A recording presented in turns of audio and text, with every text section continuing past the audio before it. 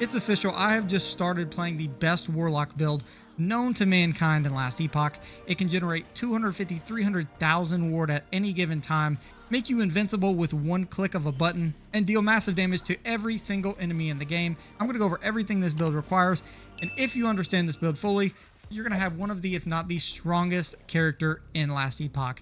That being said, let's get right into it. So first, we're going to run over the passives very quickly. For the Acolyte passive tree, you're going to take 8 out of 8 for Forbidden Knowledge for the intelligence and necrotic resistance. Our builds will scale off of our maximum intelligence and maximum necrotic resistance. Keep that in mind when looking at the rest of these. In addition, we want 6 out of 8 for Stolen Vitality, so that we increase our overall minion health, and Mania of Mortality, so that way we can unlock Unnatural Preservation. This is going to give us plus 40% ward retention, which is going to help us to keep our massive amounts of ward. Next, we obviously want to master into the Warlock skill tree, and here we're going to take some of the following skills. And keep in mind, most of these skills are going to revolve around maximizing our intelligence, because it scales our damage and a bunch of other things with the build itself, as well as our maximum mana. Other stats for, again, ward decay to keep our ward up very consistently, and some other damage skills, because we want maximum intelligence, mana, ward decay, necrotic resistance, and all of that good stuff to max out our build. First, we want 5 out of 5 for Soul Stealer.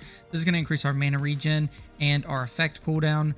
Then we want 5 out of 8 for Oculus Mind. This is going to bump up our maximum intelligence by 5 and give us additional mana. Also, we want Unholy Torment for spell damage for curses. We also want 5 out of 5 for Ward of Malevolence. This will increase our ward decay threshold, our ward gained on kill, and ward per second. 3 out of 5 for Imperishable.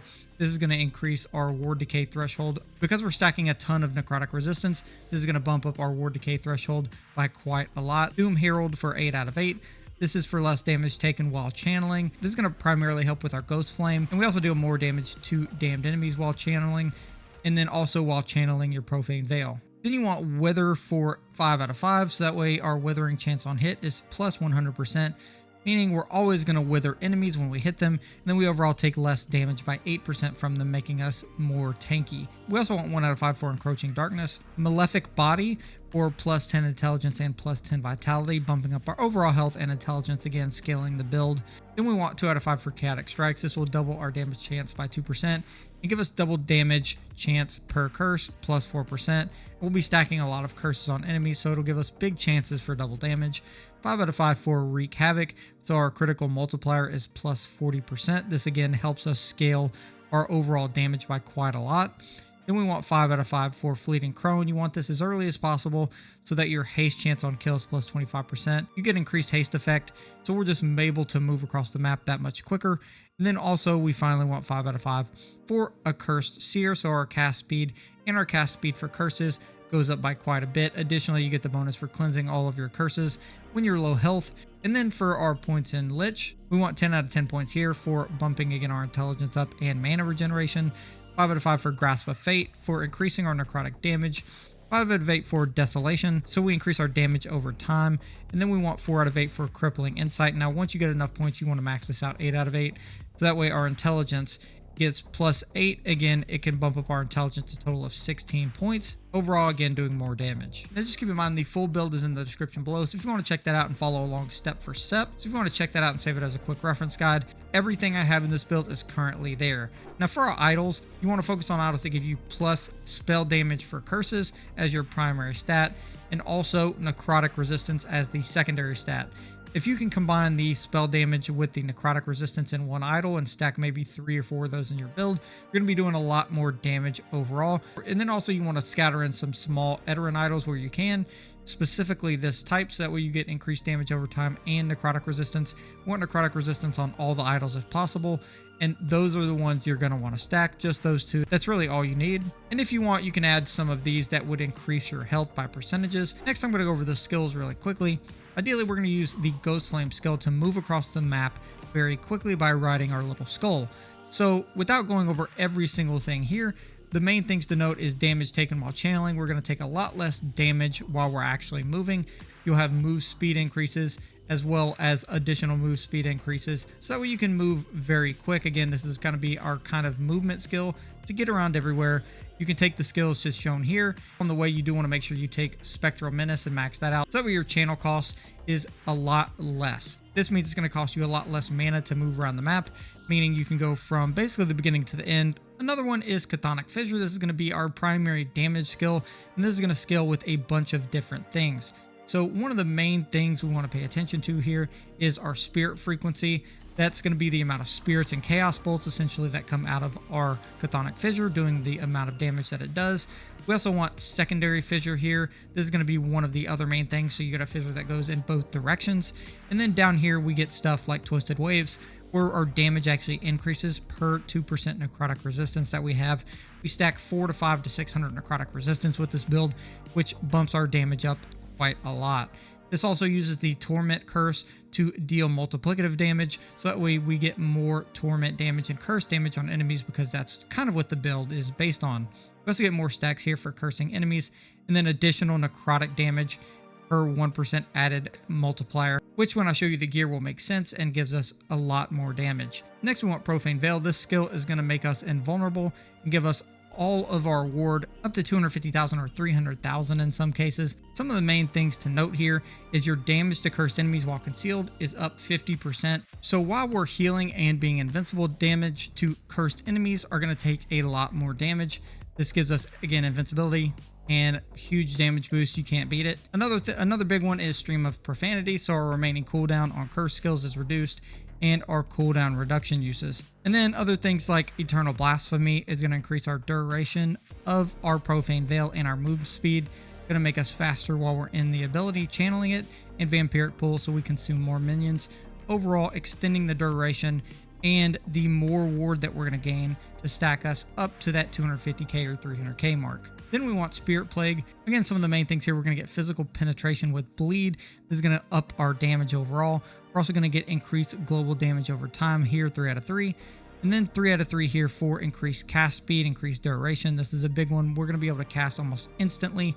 And then other things like spell necrotic damage per intelligence for Plague Eyes, bumping up our damage even more. Just take the skill scene here and read into them specifically. And then we want Bone Curse. This is going to be our bread and butter. This is the one you need. The main things to note again here are our Bone Curse gets a larger area of effect, giving us more damage in that area for enemies that are cursed by Bone Curse. And then Misery, we need to make sure we take Misery so our physical damage goes to necrotic damage, so we can stack that necrotic damage as much as possible. And then finally, the bread and butter right down here, we get a Bone Prison on cast. That's going to cast a Bone Prison in our Bone Curse area. And then you take 5 out of 5, so that way our Bone Prison has a lot more health. Each Bone Prison health is increased by 2,500. And then 1 out of 1 for Shattered Prison. So our reduced cooldown duration is by 70%, but our Bone Prison has gaps. And this is again because Bone Prison ups our cooldown by plus 20 seconds, so we want to be able to cast it much quicker.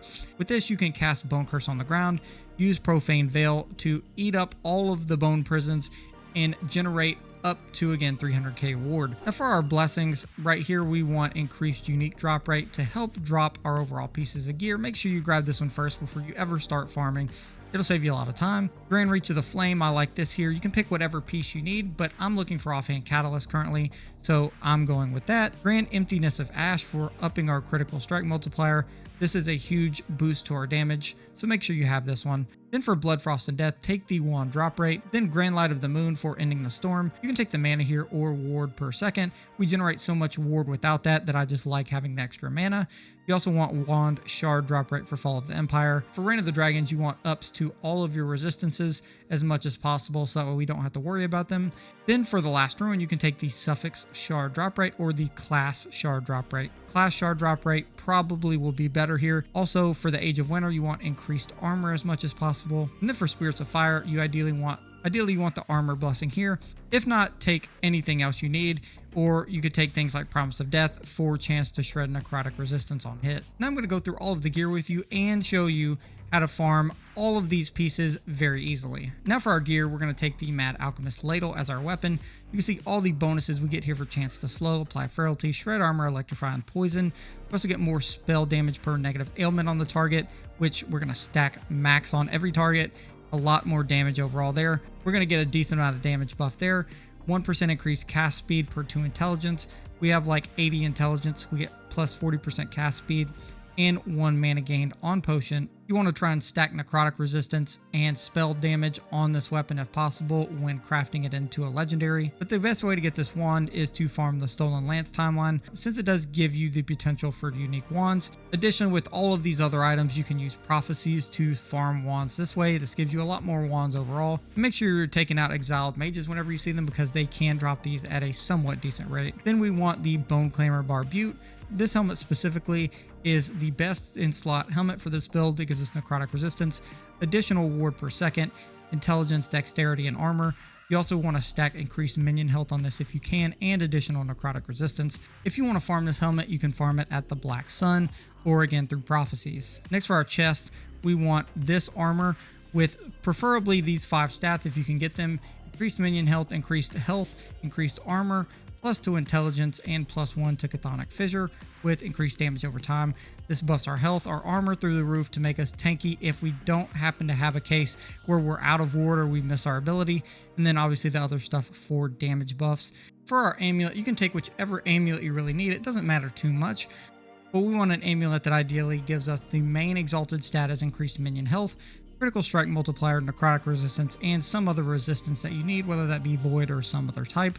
Our offhand, we want critical strike multiplier as our main exalted affix on this, and then 39% increased necrotic damage, as well as necrotic resistance, and again another resistance that you need for the build. Running the wand and offhand catalyst is important because the offhand catalyst gives us plus 67% ward retention. As you can see, our current ward retention is 471%. This means the more ward retention we have, the less amount that your ward is going to drop. So if you notice if your ward retention is at 100%, you're going to bump up all this ward and it's going to disappear in like 2 seconds. The higher your ward retention is at 471%, my ward will stay on my character for like at least 30 or 45 seconds before I have to worry about building it up again. And again, our increased minion health here with the build is 889%, which helps us to get the most amount of health that we can get. Again, you want to prioritize that on as many pieces as possible. Next are our rings. So the rings don't totally matter that much, but ideally you want things like increased spell damage, damage over time, and necrotic resistance / other resistances you need to help bump up our damage a little bit, because we're so tanky already that as long as you have necrotic resistance, you can go for some damage abilities here. The same with the other ring. Again, you can see we have increased minion health on here for 200%. For the unique belt, we want Immolator's Ablation. This is going to give us chance to ignite ourselves, spell damage for fire necrotic skills per stack of ignite on you, which we're going to build via the first affix, 6% chance to gain frenzy, 15% increase ignite duration, and 100% chance to cleanse all ailments on potion use. This is going to give us a decent amount of extra damage, and overall for the belt, the main way to target farm this is the Soulfire Bastion dungeon on tier 3 or tier 4. The final boss can drop this belt. For our boots, the main thing we want is speed, and potentially if you can get these specific boots, they give you plus effect of haste, so that way it's going to make you a lot faster. You want intelligence, increased movement speed, elemental resistance if you need it, and increased cooldown recovery speed. And then a unique Dragon Heart, Twisted Heart of Ekaros. This converts some of our health to ward when we're using necrotic spells. This gives us also +1 to necrotic spells and elemental spells, as well as strength and increased cast speed, and gives us an additional point we can put in our spells, making it very, very good. Again, a lot of these legendaries, you just want necrotic resistance, other damage abilities that make sense like damage over time or spell curse damage, and increased minion health. Then for the Twisted Heart of Ekaros, you can find this on the Reign of Dragons timeline by beating the final boss. The final boss can drop this item. Now for the gloves, you can farm them at Ending the Storm. Upon beating the final boss here, you can drop the gloves at a pretty decent rate. Now again, what makes this build crazy good is our ability to channel Ghost Flame to move throughout the map whenever we need. Because we don't take as much damage when channeling, this makes us be able to go anywhere and never have to worry about dying while we're actually channeling the skill. That's where you're going to move throughout the map. Then you're going to use Chthonic Fissure as your primary damage ability, so that way the actual spirits or chaos bolts will seek enemies and inflict direct damage to them, as well as inflict them with torment and curse from some of your other abilities. This is going to allow us to automatically take out every enemy in our path as long as we cast this. Then you want to use Bone Curse to deal additional damage to enemies, but also again to generate the Bone Prison.